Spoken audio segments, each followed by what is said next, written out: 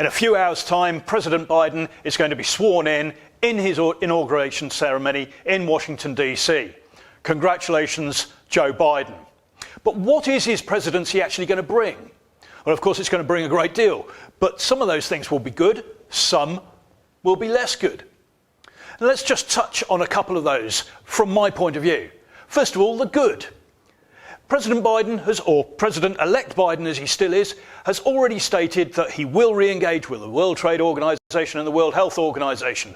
I think that's good. I know a lot of people will disagree with me, but for us back in the UK, let's just cast our mind back. Not very long ago, we were talking about Brexit, with a big debate about Brexit and how we were going to leave the European Union. And one of the options was to leave on World Trade Organization terms. Well, what if there hadn't been a World Trade Organization? World Health Organization, let's look at that. Well, we are suffering, as we all know only too well, from a worldwide pandemic involving coronavirus, COVID-19. Now, surely there needs to be some sort of global response to that, some coordinated response. And to coordinate a response, there has to be some sort of organization, some sort of body that does that job. And whilst the World Health Organization has been far from perfect, like the World Trade Organization, surely disengagement doesn't help because there is nothing else. So surely I would argue that the United States re-engaging positively with these organizations and working with the United Kingdom and other allies around the world to solve the problems, to address the political corruption, the nepotism and the failings of these organizations, to make them more efficient, to make them serve people better and the nations of the world better, has got to be a good thing. And let's, in the UK, not misunderstand what I'm saying. These organisations are not supranational governance bodies. They're not like the European Union. Being a member of the World Trade Organization, the World Health Organization and so on is not the same as being a member state of the European Union. The European Union as a supranational body with its own parliament, its own lawmaking authorities and so on, and able to impose those on its member states. That is not the case with the World Health Organization, World Trade Organization, and others like the OSCE and whoever it might be. So in some respects, that re-engagement that the Biden administration has pledged to engage on is a good thing. The other thing is on China. Now, there's good and bad here from the Biden administration. On China, of course, the Biden administration is likely to re-engage on things like trade. But I suspect strongly that when they really are hit with the understanding of the depth of the genocide that China is committing against the Uyghurs and the human rights and the restrictions on freedom of speech and so on in Hong Kong, then I think you will see a Biden administration being pretty robust, pretty tough in its dealings with China. But on the bad side, because there's good and bad to everything, on the bad side in terms of the Biden administration, there's already worrying signals coming out. Joe Biden stated a few days ago that the priority for his administration was going to be blacks, Asians, Hispanics, and women. There's something glaringly missing from that list. Glaringly missing. And it's those people who actually occupied the Capitol building a couple of weeks ago. It's those people, those working class, white, male, straight people who actually feel excluded.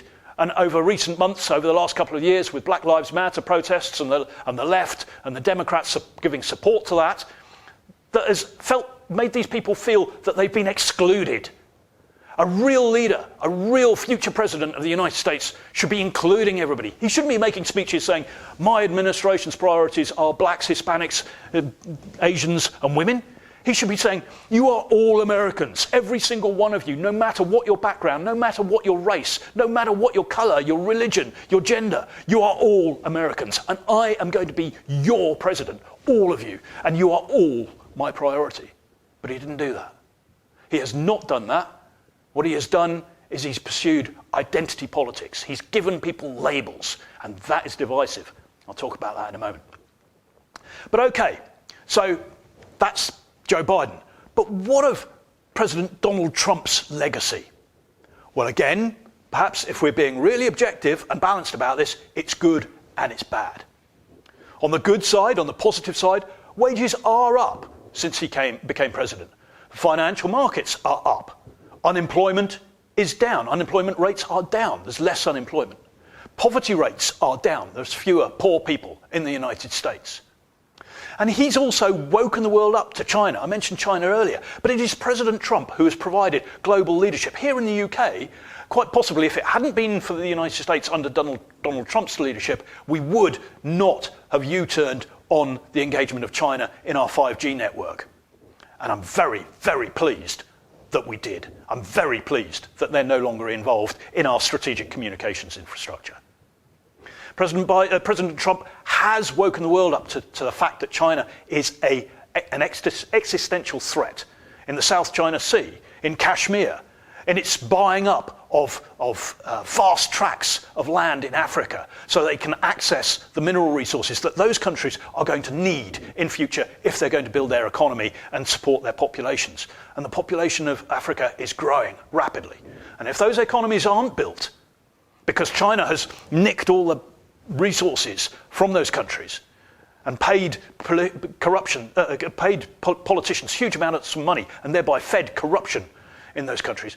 If it hadn't been for that, if it wasn't for China doing that, then quite possibly those economies would be able to be built. And where are these people going to go if those economies aren't built? They're going to move towards Europe, surely. They're certainly not going to be moving towards China. So there is a direct impact in terms that we will feel from the fact that those resources are no longer in the hands of the African nations. They're in the hands of China. Cyber attacks on the West, intellectual property theft. The threats from China are many and diverse, and we have to wake up to that. President Trump has started to wake the world up to that. So that's on the good side.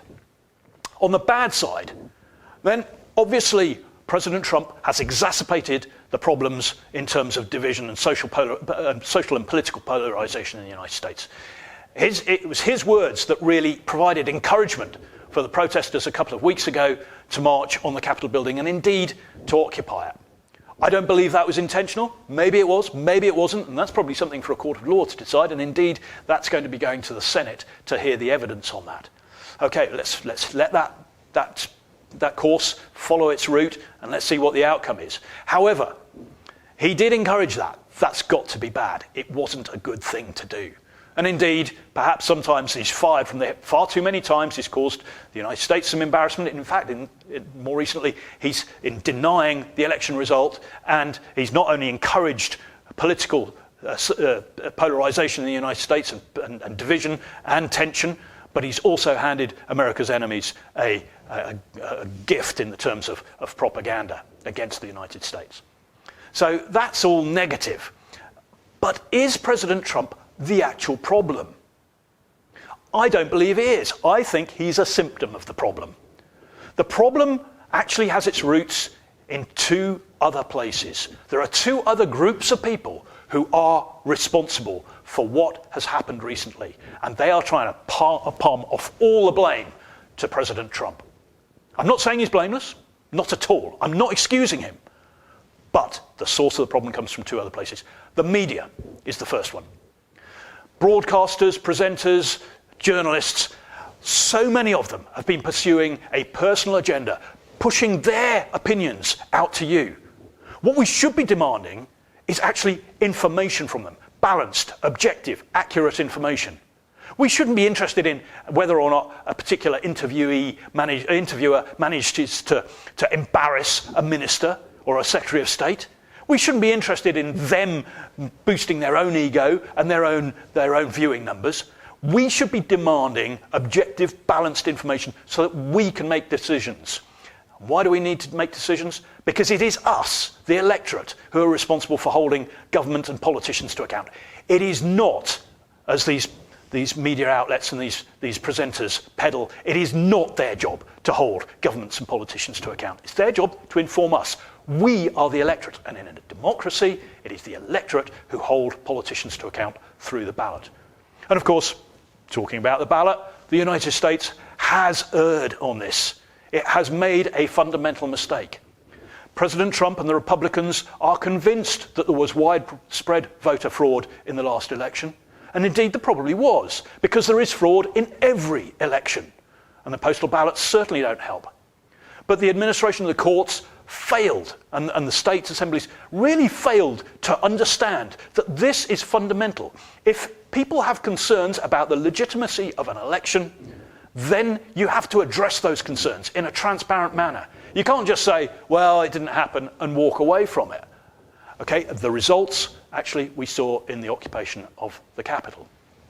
So the integrity of the electoral system really depends on that transparency and that decisiveness and urgency that you apply in terms of investigating any concerns there are over fraud. That wasn't done. That wasn't President Trump's fault. President Trump's fault in this respect was to deny the election, the election result, because ultimately democracy doesn't work if the loser refuses to accept that they've lost. So President Trump isn't entirely to blame in that respect. The media is. The media has been pushing this idea that they are the ones to hold politicians to account. That is false. That is absolutely false. It is your job to do that as the electorate, and you should be demanding from these presenters, these interviewers, these broadcasters, you should be demanding objective, balanced, and accurate reporting. Yes, interrogate ministers. Don't peddle your own view. It's not your job to shape my opinion or anybody else's. It's your job to inform it. Okay. The other group of people who are to blame, in my view, for all that's happened in the United States and this division, this polarization, and the violence that's occurred, is politicians themselves. Politicians who have been pursuing identity politics. And indeed, Joe Biden is already doing that in his reference to blacks, Hispanics, Asians, and women. He is excluding straight white men, for example. He's labeling people. It's identity politics. As I said earlier, he should be talking about all Americans, regardless of their background, color, religion, and so on. But he wasn't. He was giving people labels. And in this country, people do the same thing. Politicians do the same thing. It's easy, lazy politics. It's catering to your own electorate, the people that you want support from. And it's excluding the others. If you exclude other people, they will get upset. They will express their dissatisfaction and their frustration in some way. And if you still fail to address it, then there will be violence. And indeed, the bigger that group, the more dangerous that becomes. And remember, 74 million people voted for President Trump. And bear in mind, those of us in the UK, there's only 67 million people in the UK. So more people voted for President Trump than the entire population, men, women, and children in the United Kingdom. So he got a significant number of votes. In fact, more than he got when he won the presidency in 2016. So let us not, for a moment, think that the fact that he lost means that now there's unity in the United States. There is not. And responsible politicians will address that problem, and they will not pass it on and simply blame President Trump. So, looking forward, now we've got another president for another 4 years, another administration. Let's hope that President Biden and his administration do see the light. They do start to work to unify the United States, to address this identity politics, that they don't engage on it any further, because I don't want the United States, our oldest and closest ally in the world, to be suffering any more division. I certainly don't want it to get any worse. And likewise, though, I don't want it to infect us anymore. The whole Black Lives Matter, Antifa, the left-wing politicians in the United States and in the UK have taken the knee. They've kowtowed to this identity politics. It's easy, lazy politics. It's not the politics of unity. It is the politics of division. And that is irresponsible to pursue. And that is irresponsible to support.